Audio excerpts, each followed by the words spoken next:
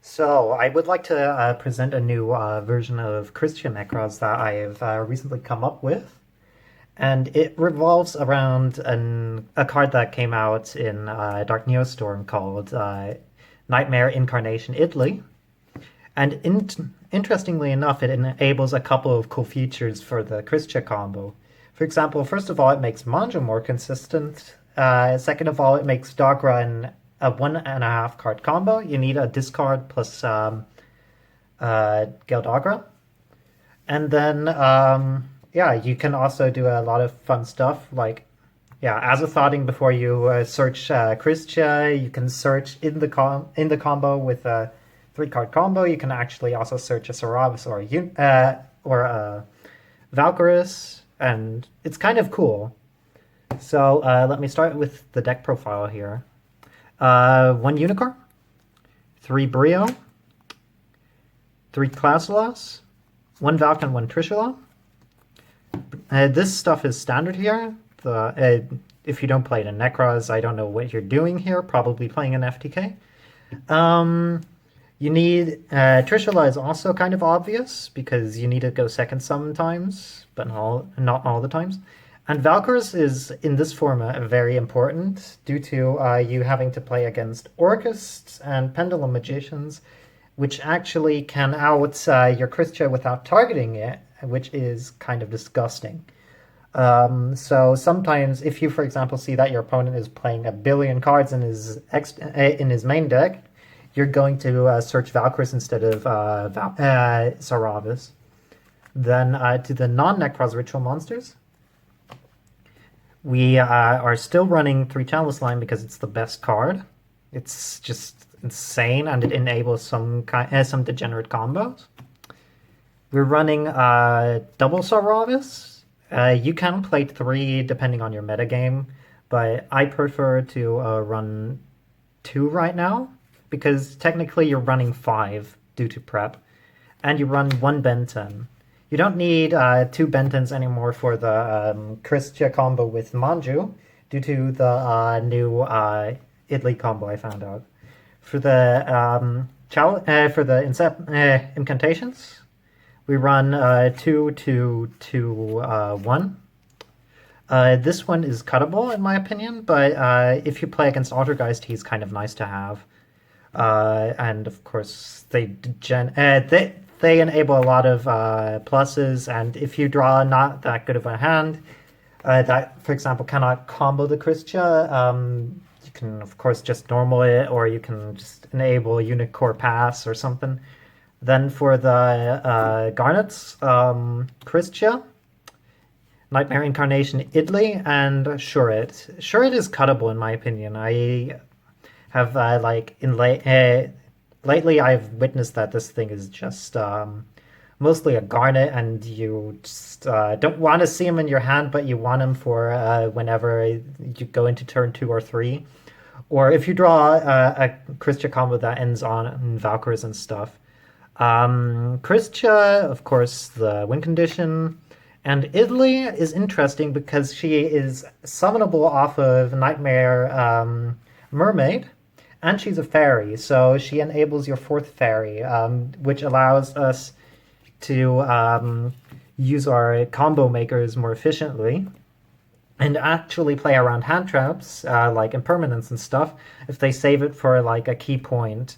Sometimes they don't, sometimes they do, but people like to save like an impermanence or something for whenever something really awful comes, and usually Mermaid is such a card that you would love to negate.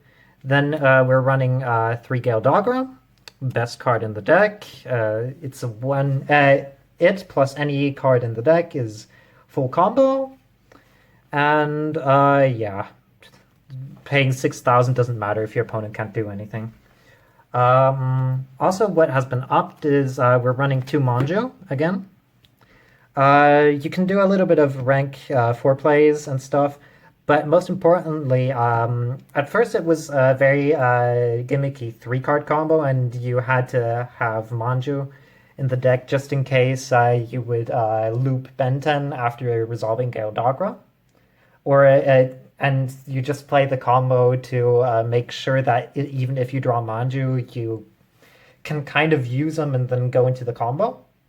But now he is a combo piece because this plus Chalice Lime or plus Inception plus any discard is combo. And if you draw any way to get into cycle during this combo, or if you have any way to get into cycle, you can actually Azathoth during the combo, and you get to search a Soravis, which is crazy.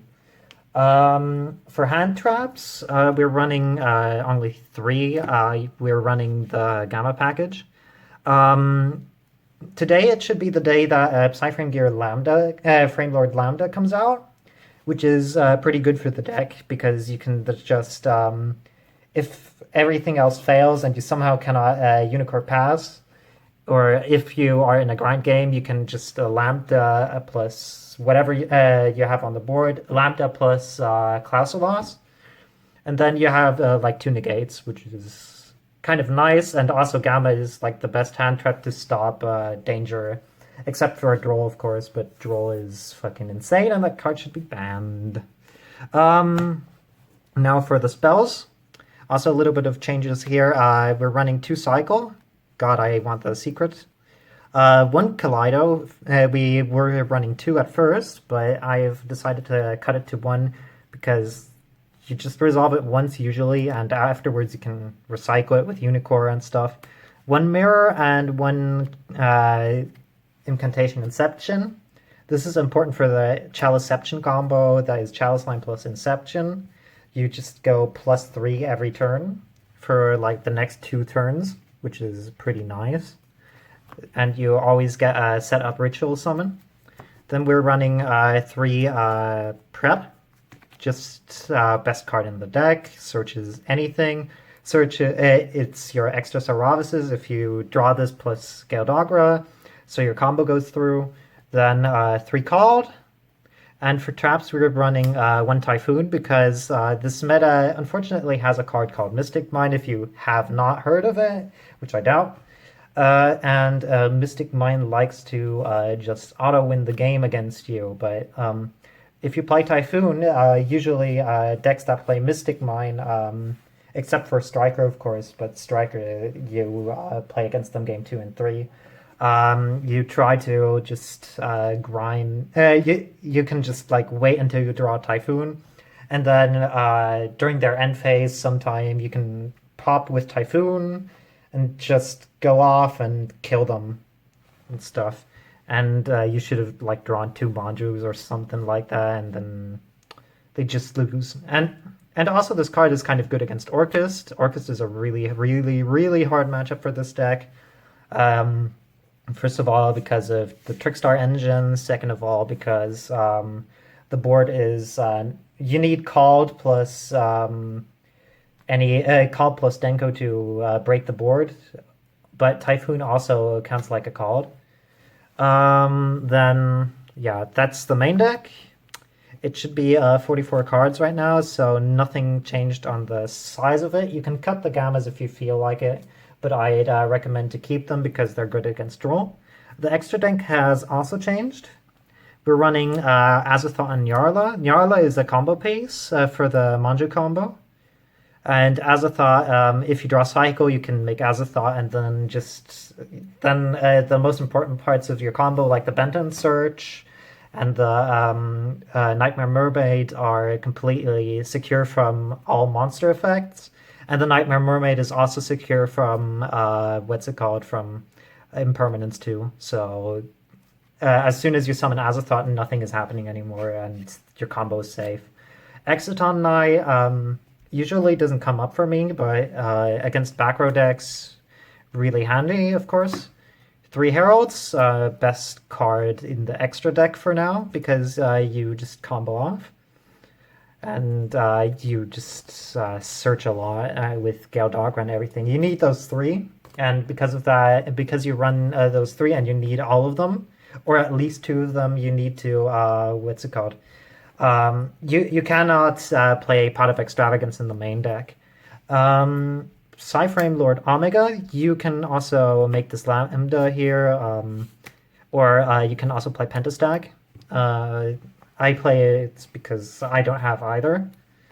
Kaleido targets, you're playing a 12 and a 6.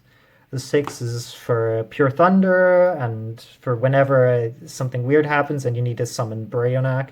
And the level 12 is for Trish plus Klaus, or for Valkyries plus Unicorn, just in case that happens. But the number 12 doesn't come up that much, only like if you go second and stuff. Then another 4 target, Intus, helps to outorder and stuff if you draw Geldagra. And then we run number 21, Frozen Lady Justice. She's still required if you don't draw specific parts of the Manju combo, but she is pretty decent at doing stuff. Or if you like hard draw the Idlee, you can discard the Idlee with her and gets the extra search off of the Nyarla. Then for links, we run the Nephthys. Can be kind of new. It's okay, but you can also run the BLS link that came out today. And we're running a Nightmare package of Cerberus, Phoenix, plus Mermaid. You want to run the Cerberus because you don't want your opponent to extend with Hita. And Phoenix is, of course, Phoenix. Good card. And Mermaid, she summons the Idlee, which enables you combos.